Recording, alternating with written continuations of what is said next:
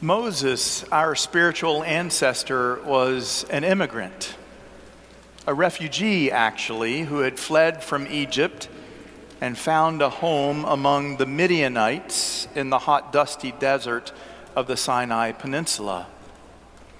He marries into a shepherding family, learns that trade. He and his wife Zipporah have two sons, Eleazar and Gershom.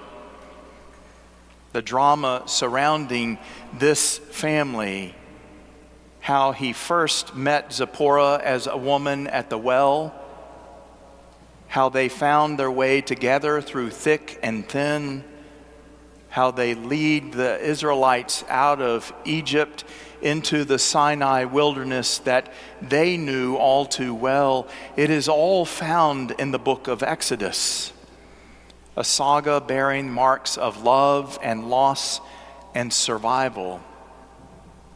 I encourage you to read this book of Exodus as you would a novella. Read it. Really, read it.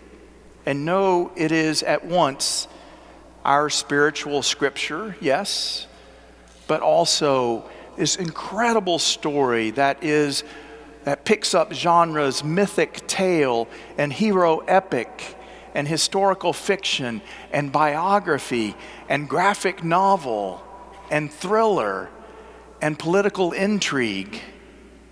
And it is your story and mine, and the story of God's deliverance in a time of oppression and chaos. And for that reason, I think we need this story of hope now as much as ever. We get just a teaser this morning, an excerpt from early on in the story. Moses is in the desert about his mundane business of tending sheep when something catches the corner of his eye. He's drawn to see it up close, up on the mountain, that place where heaven draws close to earth, the place where angels linger on some terrestrial assignment sent by God for a purpose. And that purpose on this particular day is to call Moses into action. Moses, a Hebrew, turned Egyptian, turned murderous shepherd, immigrant, refugee, our spiritual ancestor, a vagrant just trying to eke out a living in the sun-baked hills of the Sinai desert. And on this day, he leaves his flock of sheep behind in the familiar valley, a harbinger of things to come when he will later climb that same mountain to receive a communal rule of life written by God on 2 stone tablets. On that later ascension, he will leave the Israelites below in that same valley to sort through things in his absence until he returns again with face aglow with the glory of God. But here on this day, early on in the story, it is bleating sheep he leaves behind, bleating sheep that sound their fretful alarm as he straddles the ground below to go up above, drawn to see firsthand the mountaintop bush of fire, and yet not consumed. What was and is and will yet be is bound up in this holy encounter that stands in time, in history, and beyond it too. God is, we're told. Moses becomes who he is called to be, a timeless meeting of vocational identity that should ring down to our ears here and now.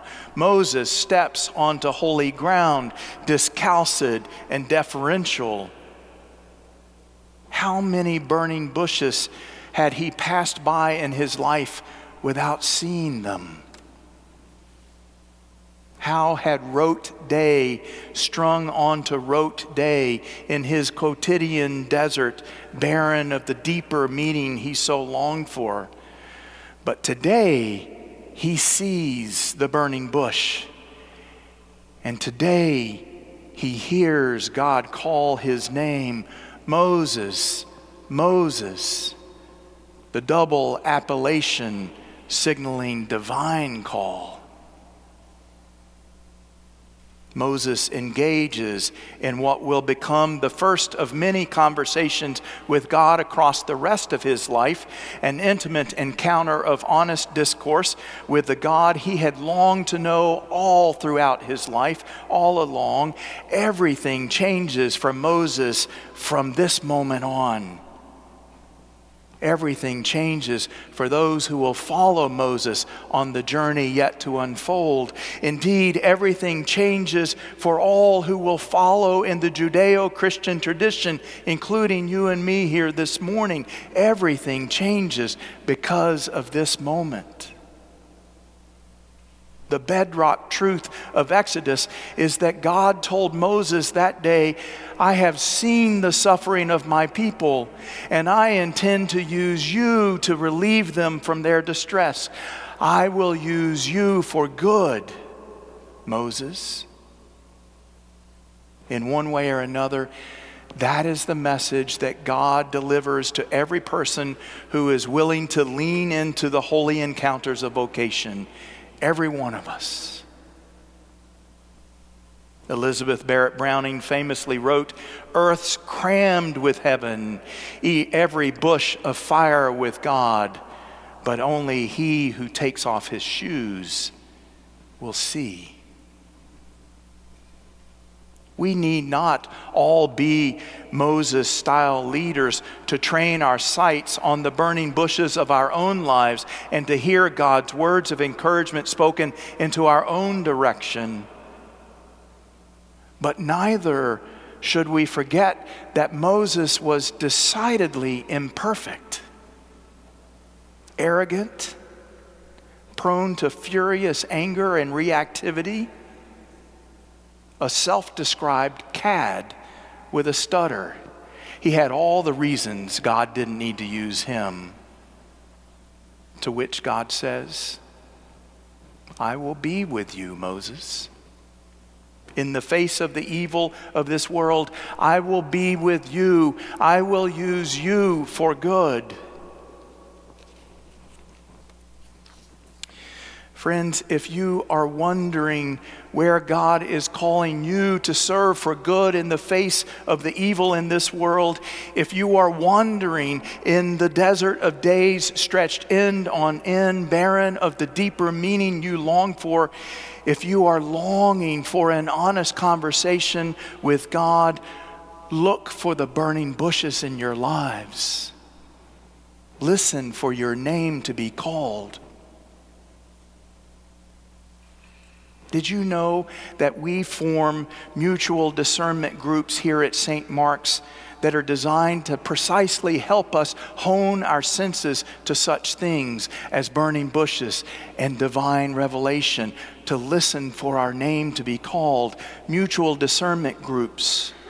2 small groups are engaged right now in which participants are asking their questions of each other and of God, questions of vocation and purpose and meaning, not about ordained ministry, but about what I have going on in my workplace or in my family or in my retirement or in my schoolwork or in my community. Intimate encounters of honest discourse. This is what they are. We'll gladly form additional groups if there is interest. Just let one of the priests know. And know that it is only one way to approach this work of vocational identity. But this vocational identity is the work to which we are all called as descendants of Moses and of Jesus.